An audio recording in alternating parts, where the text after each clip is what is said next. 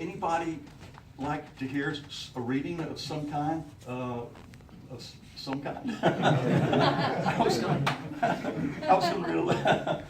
going to read a little bit of the maybe not the whole first chapter, but the first chapter, some of the first chapter of Cardinal Black. Is that okay with Sure. you guys? Yeah. And also, I want to stress that when I read this first chapter, one of the things I always wanted to do in the book is in the series is get the reader quickly into the atmosphere of what's going on, and that's the thing that I really wanted to do, get you in there quick. So, all right, let me start out. I think that's dead. No, Oh, flip okay. it. Flip it. Okay, we don't worry about that. I'll do gladly. Hear me well, said Gardner Lillehorn, resplendent in his overcoat of peacock blue, with rolled cuffs of pigeon blood crimson. Atop his head was a self-same blue-colored tricorn, whose red band clasped a single white dove's feather. He was, as the popular saying of the day went, birded up. His thin ebony mustache twitched upon an equally thin upper lip, while at the downward point of his chin, the perfectly trimmed goatee was yet another point downward.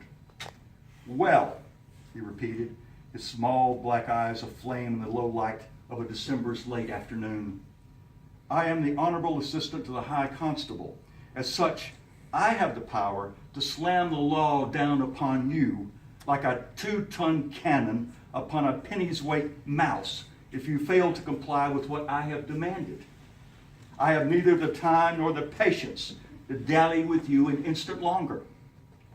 Therefore, I shall ask you only once again before I am compelled to move to action. Will you or will you not? But, sir, said the 10-year-old boy, whose gray clothing was indeed mouse-colored, and yet ample enough to withstand, if not the weight of a heavy cannonball, the tremble of light snowflakes that were beginning to swirl down on the streets, alleyways, crossroads, courtyards, gardens, and garrets of cold but bustling London town. It's just 5 pence, the young salesman went on, as snow dappled his black woolen cap. Surely, sir, you can afford. My ability to afford is not the issue. Not the issue, spewed the rough voice and flecks of spittle from the mouth of Lillehorn's florid-faced henchman and companion in chicanery by the name of Dippin' Knack, who stood just behind his master, as any good dog should. Knack, I shall speak for myself, thank you, said the master to the hound in a tone of sharp rebuke, and the 2-legged canine pulled his neck in a little tighter to his fur-lined fear naught. Though short and squat by nature, Knack wore beneath his garish purple tricorn hat an ornately curled and powdered white wig that nearly towered over Lillehorn's shoulders. Lillehorn returned his attention to the boy, who he determined was not going to get away with ignoring this demand, which seemed now more important than ever, simply for the principle of it.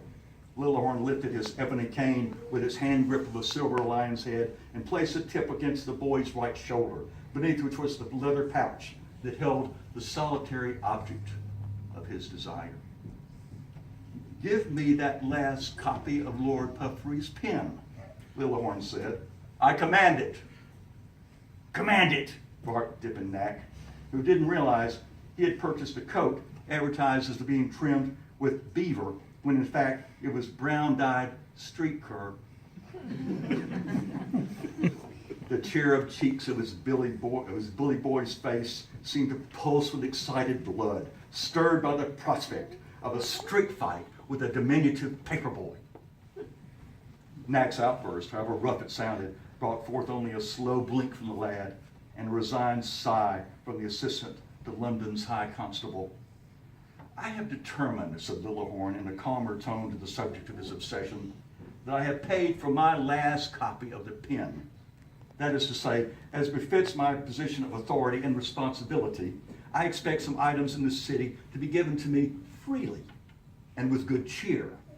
Your news sheet shall be one of them. And why exactly should that be, sir? Dared ask the boy with a defiant forward jutting of his chin. Simply because, came silken spoken reply, without the protection of the law to Lord Puffrey's business, and indeed to all the businesses in this fair city, he should see his pens snatched away by ruffians at the very door of his print shop. if the print shop itself is not burned to ashes on the ground. I, and the sturdy wall of order that stands between Lord Puffery's door and every door you might look on all along the street, and the evil tentacles of chaos. I assume you know the meaning of that. At last I found a pen. 5 pence here. A round-bellied gent in a brown overcoat and a same-hued tricorn atop his own pile of wig curlings had suddenly pushed his way onto the scene, namely the corner of Farrington and Stonecutter Streets, a few blocks west of the Old Bailey, from which Lillahorn and Knack had emerged strutting and full of not the flames of justice, then the steady embers of avarice. The new arrival had silver pennies in one hand, offering them up, and was already reaching for the news sheet with the other. Hold, hold, Lillahorn nearly shouted, as if finding a pen this day was like trying to pluck out a hay straw from a stack of needles. Hold, he says, and to back up this statement came Knack's wicked ebony billy club, his favorite fiend. Knack plunged forward past Lillahorn like the devil's pitchfork and put the pain-giving end of the club beneath the intruder's descending terraces of chins. You'll not have it, Knack snarled. It's already been took. The gent staggered back on his polished boot heels. This is an outrage, he sputtered, looking back and forth from one man to another and finding them both as ugly as toenail soup. You have no claim on the paper. Where's your money, sir? Here's our roll of dough. Knack gave the man's chin a thrust of the billy club. It's good and solid, you toad-faced warhog. An outrage and an injury as well. I'm going for the law. There's a constable hereabouts, I'm sure. To be sure there is, said Knack, with a crooked grin that displayed his unfortunate mouthful of jagged teeth. You're looking at one. And right here's the constable to the assistant of the high constable himself. So bite on that apple and piss a prune. You men are mad, came the unsteady response. Crude louts, constables. What's this world coming to? I don't know about the world, but you're coming near to a ride in the gutter. Off with you. Outrage, outrage, cried the man. And though he puffed steam amid the drifting snowflakes, he gave up the battle as lost and retreated into the moving mass of London humanity at his back. No, you don't. Lillahorn reached out with his free hand to clutch the paper boy's shoulders as the lad had made a move to dart away, but it had first been a twist of the head rather than a leap of the legs. Take the sheet, Knack, Lillahorn said. And so it was done. My manager will skin me alive for this. He counted all the copies out, the boy said. Some advice to you. Lillahorn released the shoulder and placed the cane's tip alongside the boy's cheek. Tell your manager he miscounted by 1. Look him directly in the eyes when you say this, and believe it yourself. Believe it so fervently that it becomes true. You'll have no trouble if you believe it with enough ferocity. The boy paused, then with a quizzical expression and a nodding of the eyebrows, thank you. You're welcome. Now run along. Lillahorn gave the cheek a quick peck with the cane. The paper boy scurried away with his lesson on how to be an adept liar. Lillahorn snatched the pen from Knack before Knack had a chance to read a word of it. And Lillahorn said with the air of the victor's satisfaction, let us retire to Mr. Cholmondeley's coffee house. He already understands the importance of a cup of free coffee to a hard-working public servant. 2 hard-working public servants, said Knack, nearly adding a chortle. Lillahorn replied with a frozen countenance. Off they went, one following the other, as had been their custom in New York for several years and now in London the same. As the pair progressed westward along Stonecutter toward Cholmondeley's establishment on Norwood Street, Lillahorn mused that on this day of the 12th month of 1703, the entire 600,000 population of the city must be out on the streets, chattering and nattering, steaming the air with their breath and the noxious odors of their nags, pulling coach, carriage, and wagons. Most of them, it seemed to him, clutched copies of Lord Puffery's pen in their glove mitts. Oh, what a farce they played, these fancy prigs of London, he thought, prancing to and fro to display their winter finery, their new hats, expensive powdered wigs, jostling and elbowing, crowding past each other for a look into the windows at some fresh gewgaw or sugar dumpling. And they smiled and smiled their false smiles with eyes as hard as iron and teeth ready to bite the heads off their neighbors' children if it took that to prosper in this city. He knew them, knew what they were thinking of him when they gave him those sideways glances that one might give a clump of horse figs in the street so as to avoid leaving a boot print in it. Yes, he knew them, and he hated them for their thoughts and their looks. Lately, he'd realized he was a foreigner here.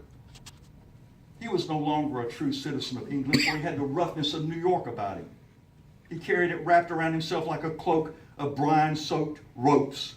And no matter how he dressed or tried to cover it over, his essence, his phantasm, was there to betray him.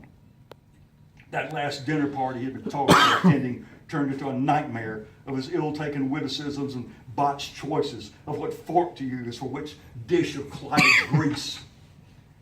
He feared he had lost his sophistication during his years across the Atlantic, and now it seemed to pass his sophistication here were some caustic remarks aimed at belittling the colonists, delivered as if one were speaking through a clench of lockjaw.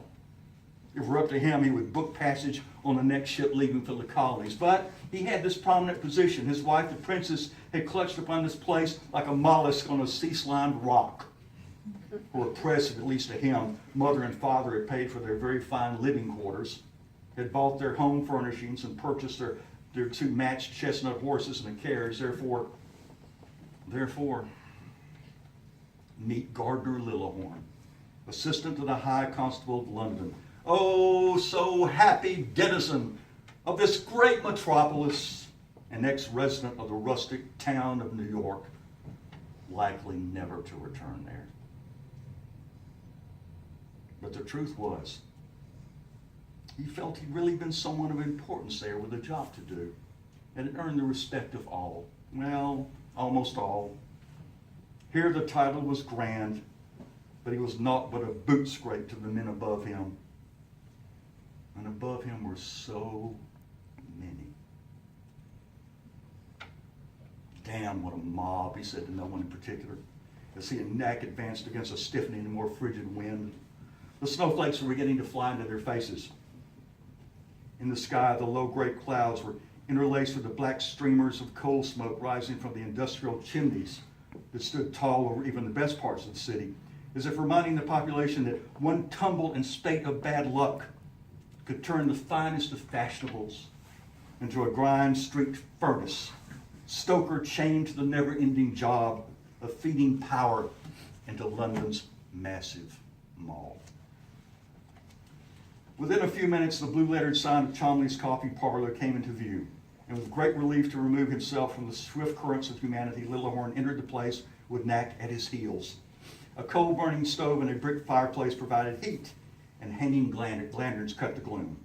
Though there were already too many patrons in the parlor for Lillehorn's complete satisfaction, he guided himself and his compatriot to a vacant table at the rear, and after doffing his overcoat, he settled his rump into a high-backed chair beneath a dusty oil portrait of a stern, bewigged gent who seemed to be scowling at the new generation of Londoners from his current position in eternity. Coffee, of course, Lillehorn told the young girl who came to take their order. He was already spreading the pen upon the table before him. 2, he said, before Nat could open his fanged mouth and frighten the dame. Black and medium sweet, he went on, with no mind nor care as to what Nat desired. Oh, and by the by, he said with silk in his voice, but this was not the same girl who had served him 3 days before on his last visit. Remind Mr.